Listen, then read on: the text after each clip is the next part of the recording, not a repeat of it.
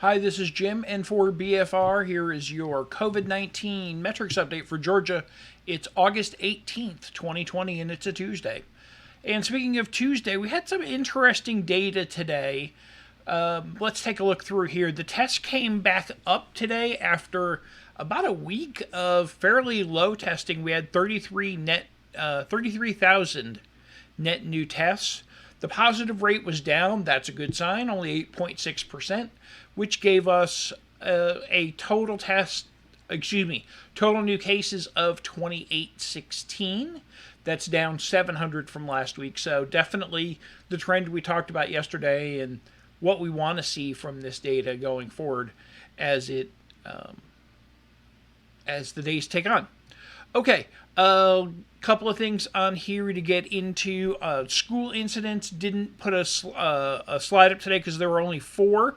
However, Cherokee County schools had an incremental 20 cases and 900 in quarantine. So things are not great in Cherokee County.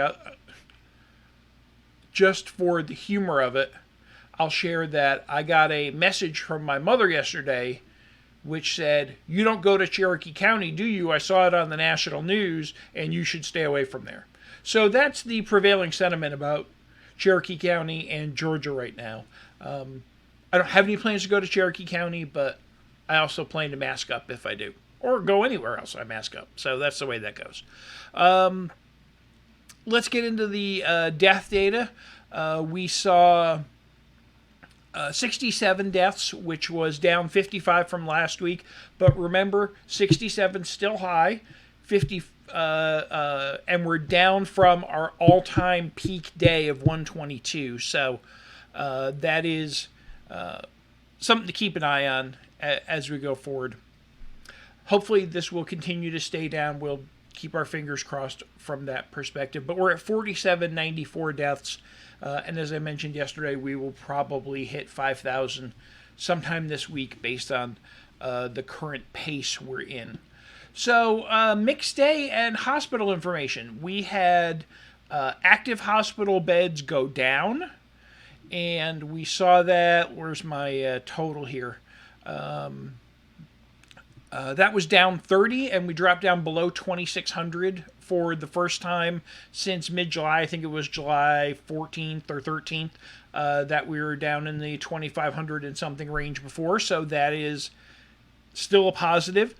The other side of that, though, is CCU beds, and look over there on the right in the groups above 90%. We had that down, I think, to 3 or 4 yesterday, and now it's way back up. Popping up the CCU data here.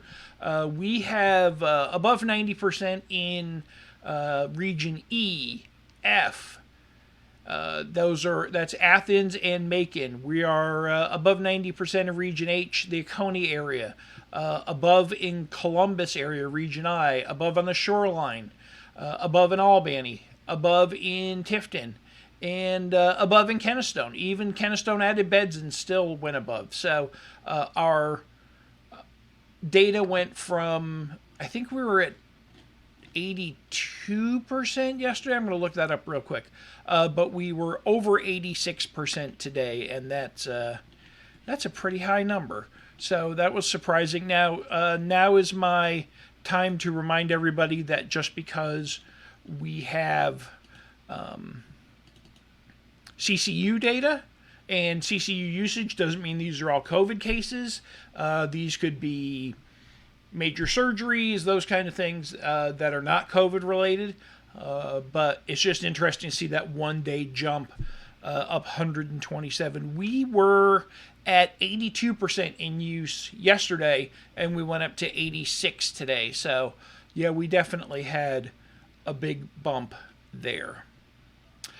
Stat of the day. I thought you would find this interesting as a view. So 4 weeks ago today, July 21st, the governor came out and he said, "I want all Georgians to participate in 4 things to do for 4 weeks to help stop COVID-19.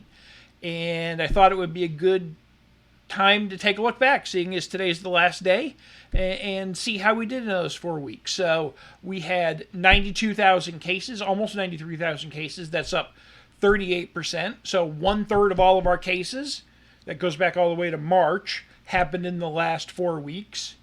1/3 of all of our deaths happened in the last 4 weeks. 1,540 deaths.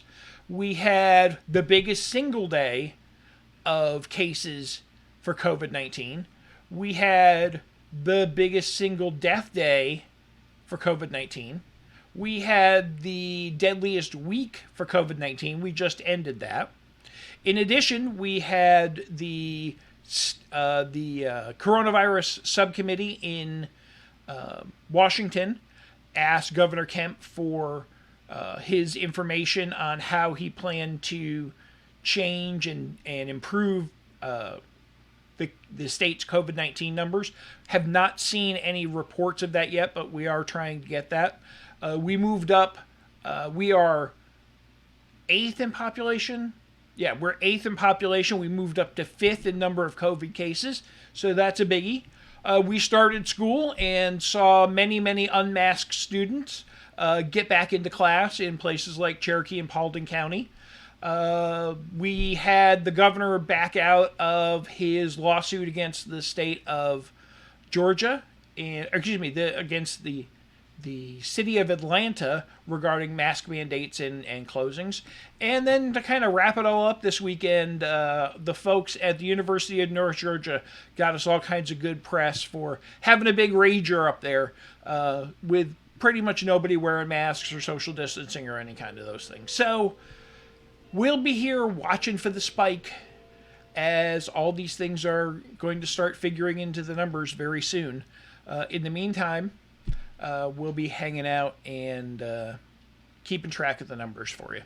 I want to remind you, because today is Tuesday, I like to think of it as Tip Jar Tuesday. It's a good day to just say thank you to everybody who has supported me and thrown a little bit in the tip jar for thanks for the work that I've been doing. I did get a couple of very nice tips last week, so don't name people because I think that should be private. You tip if you want, but it was really great to see some of these people give me a gratuity. I appreciate that. If you would like to drop a few bucks in the tip jar to buy me a cigar or a beer or a pizza, N4BFR/N4BFR-tip-jar.